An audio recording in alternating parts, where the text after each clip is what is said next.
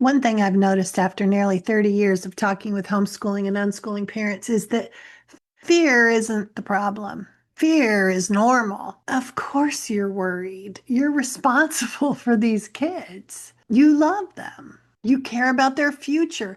It would be strange if you never felt afraid. But the problem is that most of us were never taught what to do with that fear. So we assume that fear must mean something's wrong.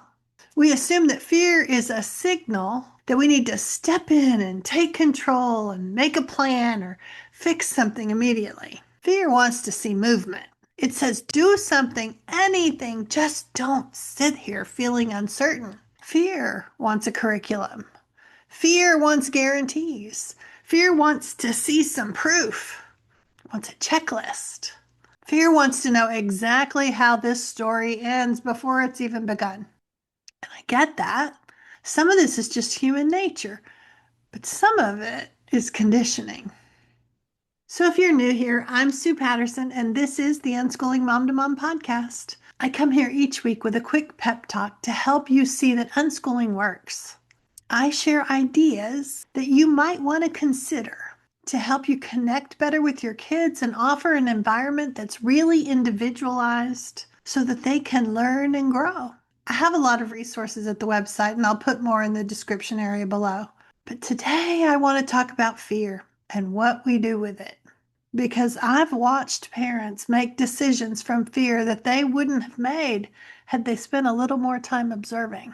A parent watches their child happily immersed in a project or a game or a hobby, maybe a friendship or an interest, and everything seems fine, and then fear arrives. That's enough. They should be doing something more educational. What if they're falling behind? What if everyone else is right? What if this doesn't work? And suddenly, the child hasn't changed at all, but the fear has. And now the fear is driving. I think this is one of the hardest parts of homeschooling and unschooling, not because the kids are difficult, but because there's no teacher standing beside you saying, yep, everything looks normal. There's no report card or pacing guide, or there's no outside authority constantly reassuring you that you're on track. So parents are left alone with uncertainty. And uncertainty is where fear likes to grow. The interesting thing when parents come to me for coaching is that they rarely need more information. Most of them already have the information. They've listened to podcasts, read the books, gotten the PDFs, joined the groups, watched the videos. What they're struggling with is knowing what to do with all their fear. How do you tell the difference between a genuine problem and an imagined future problem? How do you know when to step in? How do you know when to wait? How do you know whether you're responding to your child or responding to your anxiety? Those aren't easy questions, but they're really important to answer. Because that urge to intervene doesn't always come from a careful assessment of the child. Sometimes it comes from a desperate need to quiet our own anxiety. And I think that's why conversations matter so much.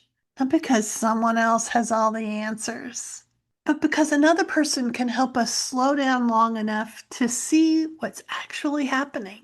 That's actually a lot of what I do when I talk with parents. I'm not usually handing out answers. More often, we're trying to figure out where the decision is coming from. Is it coming from observation? Are you connecting well enough to see clearly? Do you understand what's really going on with this particular child, or are you panicking to find a solution as quickly as possible? Is that coming from fear? Because sometimes talking with a real person helps us see it differently.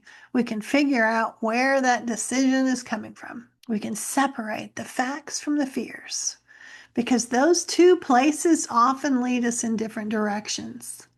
We can notice the difference between my child has a problem and I'm afraid my child might have a problem someday, because those are not the same thing.